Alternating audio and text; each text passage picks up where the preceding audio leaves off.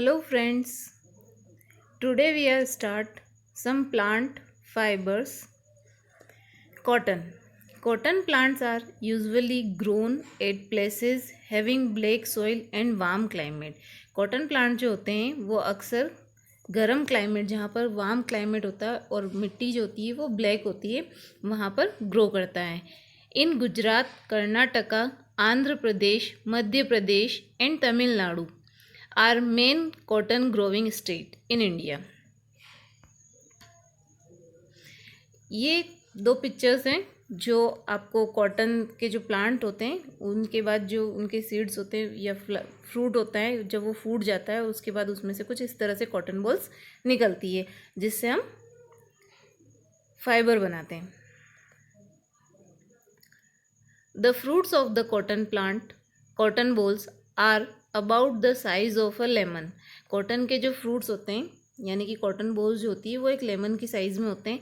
After measuring the balls burst open in the seeds covered with cotton fibres can be seen. उसके बाद जब वो फूट जाते हैं तो कुछ सीड जो है वो आपको पिक्चर्स में दिखाए हुए हैं इस तरह से दिखाई देते हैं. Have you ever seen a cotton field that is ready for picking. आपने देखा है कि ये जो फील्ड जो खेत का पिक्चर दिख रहा है आपको पीछे वो जो है वो पिकिंग के लिए रेडी है यानी कि उसमें से कॉटन बॉल्स जो है वो अलग कर सकते हैं कॉटन्स को. It looks like a field cover with snow. ये इस तरह से दिखाई देता है फील्ड जैसे कि स्नो से ढका हुआ है. From this ball cotton is usually picked by hand. इन बॉल्स को हैंड से तोड़ा जाता है. Fibres are then separated from the seeds by combing. और उनको कॉम्बिंग की प्रोसेस के द्वारा अलग किया जाता है सीड्स को और फाइबर्स को. This process is called ginning of cotton. इस प्रोसेस को क्या बोलते हैं? गिनिंग बोलते हैं. Ginning was traditionally done by hands. Ginning process जो होती है वो मोस्ट ऑफ हैंड से की जाती है. This days machines are also used for ginning. लेकिन अब जो है वो मशीन्स का यूज़ किया जाता है. Jute. Jute fibre is obtain from the stem of the jute plant. Jute जो होता है वो जूट प्लांट का जो स्टेम पार्ट होता है उससे ऑब्टेन किया जाता है. It is cultivated during the rainy season. और ये रेनी सीजन के अंदर निकाला जाता है. In India jute is mainly grown in West Bengal, Bihar and Assam. Jute जो है वो वेस्ट बंगाल और बिहार में और आसाम में ज़्यादा उगाया जाता है. ये जूट का पिक्चर्स दिख रहा है आपको. The jute plant is normally harvested when it is at flowering stage. जब जूट का जो प्लांट होता है वो फ्लावरिंग स्टेज में होता है तब इस पे से जूट को निकाला जाता है. The stem of the harvested plants are immersed in water for a few days. तब उस समय उसको पानी के अंदर कुछ समय तक छोड़ दिया जाता है. The stem rot and fibres are separated by hands. और स्टेम को हटाकर उसमें से फाइबर्स को अलग कर लिया जाता है. To make fabrics all this fibres are first converted into yarns. इस फैब्रिक को सबसे पहले यार्न में कन्वर्ट किया जाता है. Spinning cotton yarn. The process of making yarn from fibre is called spinning. Fibre से यार्न बनाने की जो प्रोसेस है वो स्पिनिंग कहलाती है.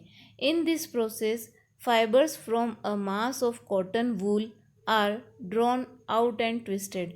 इस प्रोसेस के अंदर कॉटन वूल को अलग कर लिया जाता है सीड से. This brings the fibres together to form yarn. और उन फाइबर्स को एक साथ बनाकर यार्न बनाया जाता है. A simple device used for spinning is a hand spindle also called तकली.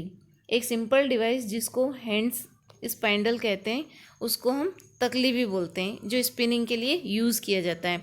Another hand operated device used for spinning is चरखा. एक और हैंड ऑपरेटेड डिवाइस होता है जिसको हम चरखा बोलते हैं जो स्पिनिंग के लिए यूज़ किया जाता है. This is the picture of चरखा. यह चरखे का पिक्चर है जो यार्न बनाने के काम में लिया जाता था.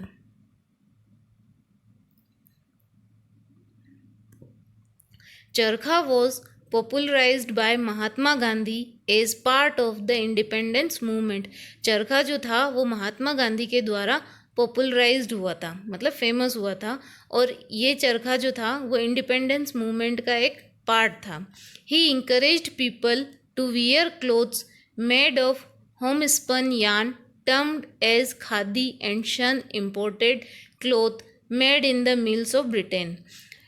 गांधी जी ने लोगों को इंकरेज्ड किया कि जो हमारे होम स्पन यान है, यानी कि जो हमारे इंडिया में बनाया गया यान है, हम उसी का यूज़ करें एज अ खादी के रूप में। And shun imported cloth made in the mills of Britain, और हम उनका इम्पोर्ट ना करें जो मिल्स में बन रहा है ब्रिटेन की। To popularise and promote khadi, the government of India constituted body called Khadi and village industries commission in 1956। Khadi को प्रमोट और पॉपुलराइज करने के लिए इंडियन गवर्नमेंट ने 1956 में विलेज इंडस्ट्रीज कमीशन को बनाया, जिसके अंदर खादी ग्रामोद्योग, जिसका आपने नाम सुना होगा, उसको बनाया गया ताकि खादी जो है वो पूरे इंडिया में जानी जाए। Spinning of yarn on a large scale is done with the help of spinning machine. Yarn को लार्ज स्केल पे बनाने के लिए स्पिनिंग मशीन का यूज़ किया जाता है। After spinning yarns are used for making fabrics, और स्पिनिंग के बाद यार्न से फैब्रिक बनाया जाता है। Yarn to fabric. अब हम यार्न टू फैब्रिक किस तरह से बनता है। There are many ways by which fabrics are made from yarns. The two main process are weaving and knitting। Yarn से फैब्रिक्स किस तरह से बनाया जाता है, इसके लिए वीविंग एंड knitting प्रोसेस का यूज़ किया जाता है। Weaving, the process of arranging two sets of yarn together to make a fabrics is called weaving.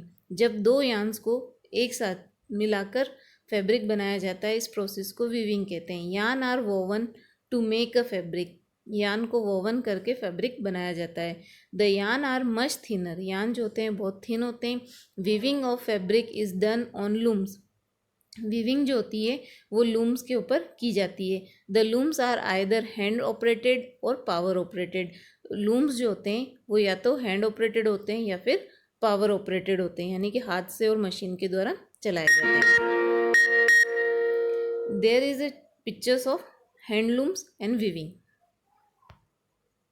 Knitting. In knitting, a single yarn is used to make a piece of fabric. Have you ever pulled the yarn from a torn pair of socks? Knitting के अंदर एक single yarn जो होता है उसका use किया जाता है फैब्रिक बनाने के लिए। आपने कभी भी सॉक्स फटा हुआ देखा है?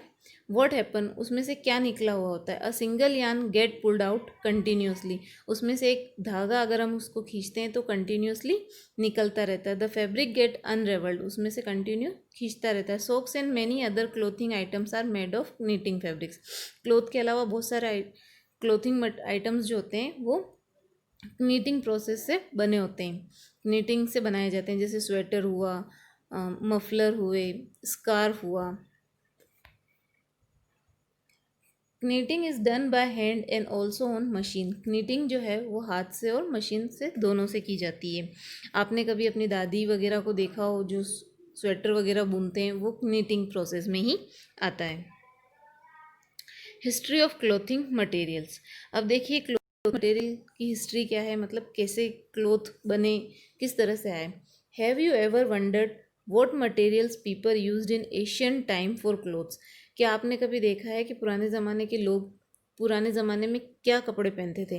It appears that in those times people use the bark and big leaves of trees और animal skin and furs to cover themselves.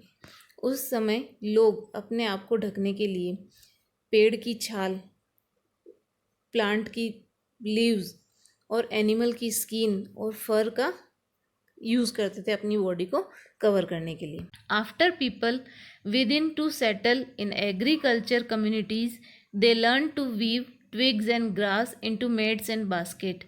After people within settle to in agriculture communities, यानी कि जब लोग agricultural communities में settle होने लगे तो उन्होंने धीरे धीरे वीव करना सीख लिया था, जिससे वो बास्केट और मेड्स बनाते थे। Vines, animal fleece of hair were twisted together into long distance. और वो एनिमल्स के जो हेयर होते थे उनको लंबे ट्विस्टेड करके और एक साथ मिलाकर उनको लंबी दूरी तक बना लेते थे। और the early Indians war fabric made out of cotton that grew in the regions near the river Ganga. Early Indians ने कॉटन से बने फैब्रिक्स पहने थे। कॉटन जो था सबसे पहले गंगा रिवर के किनारे ग्रू हुआ था। Flax is also a plant that gives natural fibres. Flax जो है वो भी एक तरह का प्लांट है जो हमें नेचुरल फाइबर्स देता है। In ancient Egypt cotton as well as flax were cultivated near the river Nile and were used for making fabrics. जिस तरह से कॉटन हमारे इंडिया में उगाया गया उसी तरह से एशियन टाइम में इजिप्ट में कॉटन के साथ साथ फ्लेक्स भी नील रिवर के पास उगाया जाता था जिसका यूज़ फैब्रिक्स बनाने के लिए किया जाता था। In those days stitching was not known. उस समय लोग कपड़ा सिलना नहीं जानते थे। People simply draped the fabric around different part of their body. उस समय लोग सिर्फ फैब्रिक्स को अपने चारों तरफ बॉडी की तरफ टांग देते थे, ड्रेप कर देते मतलब लपेट देते थे। With the invention of the sewing needle people started stitching fabrics to make clothes. उसके बाद जब नीडल का इन्वेंशन हुआ तो लोगों ने स्टिचिंग करना शुरू कर दिया, मतलब फैब्रिक से स्टिच कर देते थे और कपड़े सिलते थे। Stitched clothes have gone through to many variation since this invention. Stitching जो थी इन्वेंशन के बाद उस समय क्लोथ जो था वो कई इन्वेंशन से गुजरा। But it is not amazing that even today sari, dhoti, lungi और turban is used as unstitched piece of fabrics. But आज भी साड़ी, धोती और लुंगी जो है वो बिना स्टिच किए हुए ही लोग पहनते हैं। Just as there is a large variety in food eaten all over our country, a large variety exist also in fabrics and clothing item. जिस तरह से हमारी कंट्री के अंदर फूड की अलग अलग वेराइटीज़ मिलती है उसी तरह से हमारी कंट्री के अंदर लार्ज वेराइटीज़ में फैब्रिक्स और क्लोथिंग आइटम्स पाए जाते हैं। कॉटन बॉल से गिनिंग प्रोसेस के द्वारा फाइबर बनाया जाता है और फाइबर से यान बनाया जाता है स्पिनिंग प्रोसेस से, और यान से नीटिंग और वीविंग की प्रोसेस से फैब्रिक्स बनाया जाता है। Thank you.